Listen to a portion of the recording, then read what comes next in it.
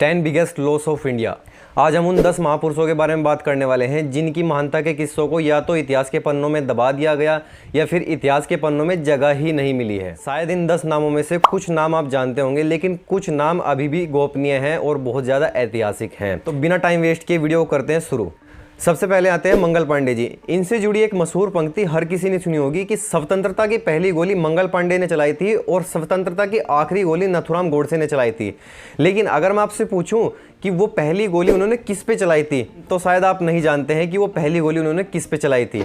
दरअसल वो गोली उन्होंने खुद पर चलाई थी। तो अब सवाल उठता है कि अगर वो गोली उन्होंने खुद पर चलाई थी तो वो महान कैसे हुए। एक्चुअली इस क्रांति की शुरुआत हुई थी एनफील्ड गन की वजह से। दरअसल मंगल पांडे भी ईस्ट इंडिया कंपनी की सेना में एक सैनिक थे और एक बहुत ही कुशल सैनिक थे जिनको बहुत से लोग मानते थे और अक्सर वो अपने साथियों से स्वतंत्रता की बातें करते रहते थे। तो जब ये एनफील्ड गन आई तो सैनिक को अपने मुंह से उस गोली को खोलकर उस गन में लोड करना पड़ता था, लेकिन उस गोली के ऊपर गाय की चर्बी लगी होती थी, जो बात मंगल पांडे को बिल्कुल भी रास नहीं आई और उन्होंने इसका विद्रोह किया। और तब उन्होंने अपने साथियों को भी इस मुद्दे का विद्रोह करने के लिए राजी कर लिया। और जब उन्होंने भरी सभा में इस मुद्दे पर बात उठाई तो उनके साथियों ने उनका साथ देने से मना कर दिया। तब उन्होंने विवश होकर खुद पर गोली चला दी, लेकिन वो गोली उनको मार नहीं पाई और उनको गिरफ्तार कर लिया गया। और 6 अप्रैल 1857 में ब्रिटिश सरकार के खिलाफ विद्रोह करने के जुर्म में उनको फांसी की सजा दी गई। अब मेन बात यह है कि 1608 से 1857 तक किसी ने भी ब्रिटिश सरकार के खिलाफ विद्रोह नहीं किया था, स्वतंत्रता का विद्रोह नहीं किया था। वो पहले इंसान थे जिन्होंने स्वतंत्रता के लिए आवाज़ उठाई और स्वतंत्रता के लिए एक क्रांति छेड़ दी थी। और उनकी इस मौत के बाद ही स्वतंत्रता की क्रांति तूल पकड़ चुकी थी। पूरे देश में स्वतंत्रता के लिए लड़ाई लड़ी जाने लगी थी।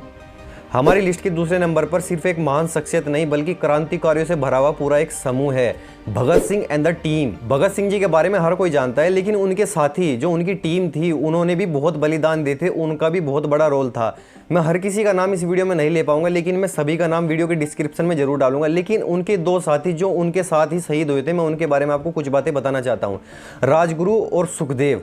क्या आपको पता है इनके पूरे नाम क्या थे? शिवराम हरि राजगुरु और सुखदेव थापर, जिनमें राजगुरु अपनी टीम में सबसे छोटे थे। जी हाँ, वो भगत सिंह जी से भी छोटे थे, लेकिन उन्होंने अपनी बहुत कम उम्र में हिंदू धर्म के सभी ग्रंथों को कंठस्थ कर लिया था। लाला लाजपत राय जी की मौत का बदला लेने का विचार भी सिर्फ सुखदेव जी का ही था और उन्होंने ही फिर अपनी टीम के सामने इस विचार को रखा और फिर इस काम को अंजाम दिया। तीसरे नंबर पर आते हैं आज़ाद जी। चंद्रशेखर आज़ाद जी के भी त्याग अन्य क्रांतिकारियों से भिन्न नहीं थे, लेकिन भिन्न बात हुई थी तो वो उनके माँ के साथ हुई थी। जब आज़ाद जी अपनी क्रांतिकारी गतिविधियों में लगे हुए थे तो वो कभी कभी अपनी माँ से मिलने जाते थे, क्योंकि उनकी माँ अपने घर में बिल्कुल अकेली थी, उनके घर में और कोई भी नहीं था।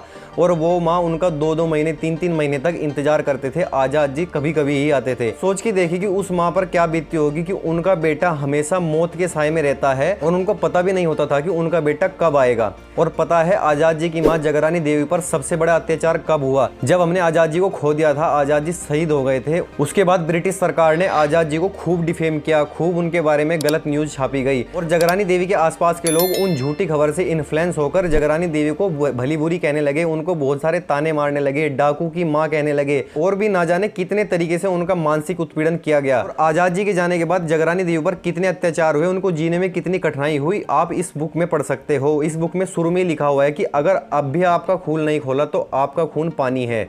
मैं चंद्रशेखर आज़ाद जी को सैल्यूट करता हूँ, लेकिन साथ में मैं जगरानी देवी को भी सैल्यूट करता हूँ। मुझे लगता है कि सुभाष चंद्र बोस जी को खो देना ही हमारे देश का सबसे बड़ा नुकसान माना जाएगा, क्योंकि हमने एक ही इंसान के अंदर बहुत सारे व्यक्तित्वों को खो दिया था। वो एक कुशल राजनेता थे और कूटनीतिक व्यक्तित्व के इंसान थे। क्या आपको पता है जिन्ना किसके सामने झुकता था? जी हाँ, सुभाष चंद्र बोस के सामने ही जिन्ना निर्बल था।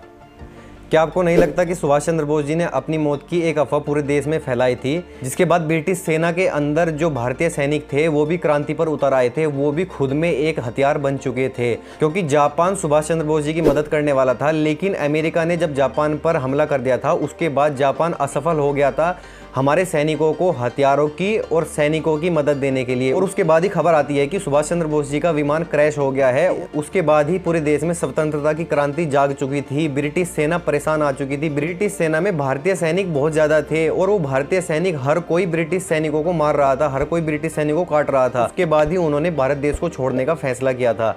ये गांधीवादी से हमें कोई आज़ादी नहीं मिली है।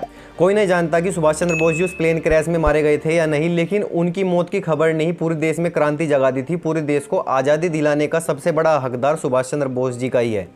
नाथूराम गोडसे वो देशभक्त थे जिनका हम जितना धन्यवाद करें उतना कम है। नाथूराम गोडसे पार्टीशन तो नहीं रोक पाए, लेकिन उन्होंने गांधी को मारकर एक बहुत बड़ी चाल रोक दी थी। पार्टीशन के साथ ही एक डॉक्यूमेंट पर साइन किया गया था जिसमें लिखा हुआ था कि पाकिस्तान से लेकर और बांग्लादेश, जो कि पहले पाकिस्तान ही था, उन दोनों देशों को जोड़ने के लिए भारत के अंदर से 20 किलोमीटर चौड़ी एक सड़क बनाई जाएगी।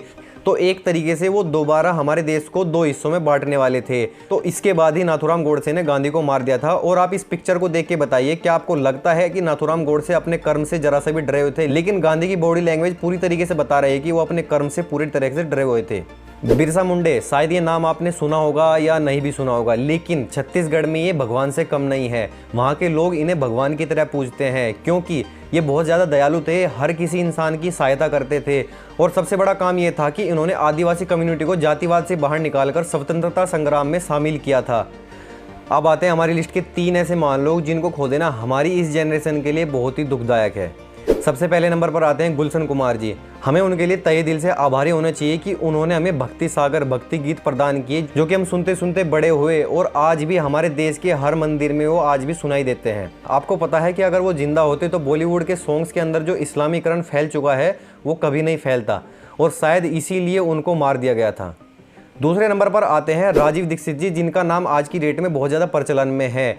ये एक ऐसे व्यक्तित्व थे जो कि अगर जिंदा होते तो हमारे देश के ज़्यादातर लोग स्वस्थ होते, और ये पूरी तरीके से एलोपैथी दवाइयों का विरोध करते थे और स्वदेशी का खूब प्रचार करते थे और खुद भी स्वदेशी का पालन करते थे।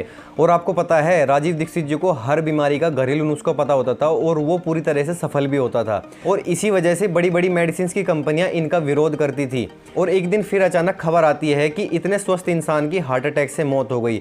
और आश्चर्य की बात यह है कि इनकी मौत का पूरी तरह से खुलासा नहीं हो पाया है और इनके मृत शरीर का पोस्टमार्टम भी नहीं होने दिया गया। थर्ड नंबर पर आते हैं हिंदू धर्म का गौरव श्री कल्याण सिंह जी, जिनके नेतृत्व में, जिनकी छत्र छाया में जाहिल बाबर के द्वारा बनाए गए ढांचे को तोड़ा गया। और कल्याण सिंह जी का सबसे बड़ा सहयोग ये था कि उन्होंने प्रशासन को पूरी तरीके से निर्देश दिए हुए थे कि किसी भी कार सेवक पर गोली नहीं चलनी चाहिए, और उसके बाद ही ये ढांचा कार सेवकों के द्वारा तोड़ा गया और उसके बाद ही संभव हो पाया हमारा राम मंदिर बनना।